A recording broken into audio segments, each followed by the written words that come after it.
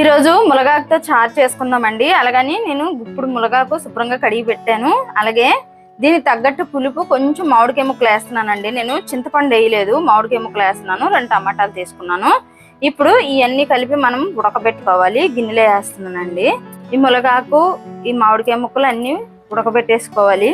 ఇంకోండి వేసేస్తున్నాను మామిడికాయ ముక్కలు కూడా, టమాటా ముక్కలు కూడా వేసేసుకొని నీళ్లు పోసుకుందామండి. ఇంకోండి వేసేసాను కదా, నీళ్లు పోస్తున్నాను. ఈ ములగాకు ఈ టమాటా ముక్కలు మామిడికాయ ముక్కలు బాగా ఉడకాలండి.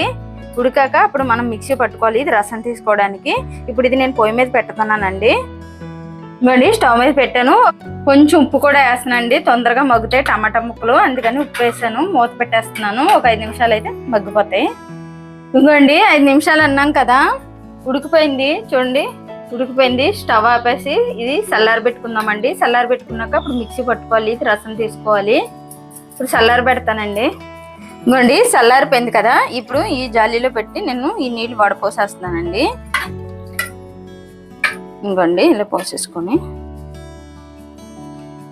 ఇది ఇప్పుడు మనము మిక్సీ పట్టుకుందామండి. ఇప్పుడు జార్లో వేస్తున్నాను.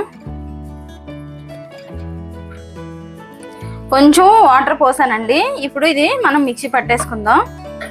ఇంకోండి మిక్సీ పట్టేసుకున్నాం కదా, ఇప్పుడు మనం ఈ నీళ్ళు వడపోసున్నాయి కదా, ఈ నీళ్ళు కూడా మనం ఇందులో వేసేసుకోవాలి. ఇంక ఇది వడపోయకూడదండి. ఇంక ఇలాగే మనం చారు తాలింపు వేసుకోవాలి. ఇంకోండి ఇది పక్కన పెట్టేసుకొని ఇప్పుడు ఇది మనము చారు తాలింపు వేసుకుందామండి. తాలింపుకి రెడీ చేసుకుందాం.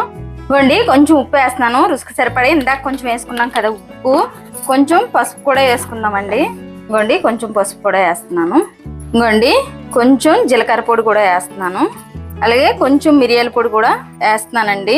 ఇంక ఇందులో మనం పైసి ఏమి వేయమండి, మిరియాల పొడి కూడా వేసేసుకొని కలిపేసుకుందాము. కలిపేసుకొని ఎండుమిరపకాయలు ఒకటే తాలింపు వేస్తామండి. ఇంకోండి గిన్నె పొయ్యి మీద పెట్టాను కదా, నూనె పోస్తున్నాను. ఒక 2 స్పూన్లు నూనె వేసానండి. కొంచెం మెంతులు వేస్తున్నానండి, కొంచెం ఆవాలు, కొంచెం జీలకర్ర. ఇంకోండి కచ్చపచ్చ దంచుకున్నాను వెల్లుల్లిపాయలు, 10 వెల్లుల్లిపాయ రెంజలు వేస్తున్నాను.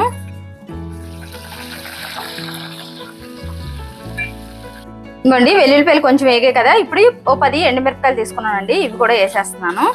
కరివేపాకు కొంచెం వేసేసి బాగా వేపుకుందామండి.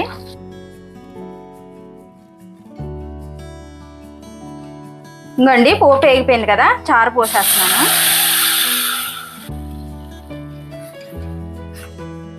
ఇప్పుడు ఈ చారు పోసేసుకున్నాం కదండి, ఈ ఎండుమిరపకాయలన్నీ మనము ఇలా పిసికేసుకోవాలి.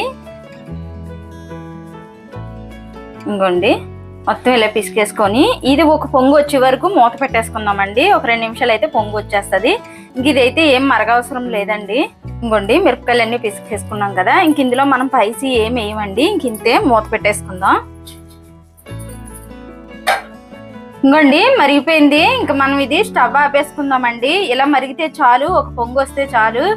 మలబద్ధకం ఏదైనా మోషన్స్ ఏమైనా వాళ్ళు ఇలాంటి వాళ్ళు ఉంటారు కదండి, ఇలాగా ఈ ములగాకుతో రసం చేసుకొని తింటే మాత్రం చాలా మంచిదండి. ఆరోగ్యానికి కూడా పిల్లలకి ఇంకా మంచిదండి. వారంలో 2-3 సార్లు అన్నీ ఇలా చేసి పెడితే ఆరోగ్యంగా ఉంటారు. పిల్లలు కూడా చాలా మంచిది. ఇలా చేసుకుంటే చాలా బాగుంటది. వేడి వేడి అన్నంలో వేసుకొని కావాలంటే దీనికి ముద్దపప్పు కూడా చేసుకుంటే ఇంకా బాగుంటది. నేనైతే ముద్దపప్పు ఏం చేయలేదండి, మామూలుగా ములగాకు రసం ఒకటే చేశాను. టేస్ట్ అయితే మాత్రం చాలా బాగుంటది. నచ్చితే లైక్ చేయండి, షేర్ చేయండి, కామెంట్ చేయండి, సబ్స్క్రైబ్ చేయండి. కాకపోతే ఒకసారి ట్రై చేయండి ఎలా ఉంటుంది అన్నది. టేస్ట్ అయితే మాత్రం చాలా బాగుంటది.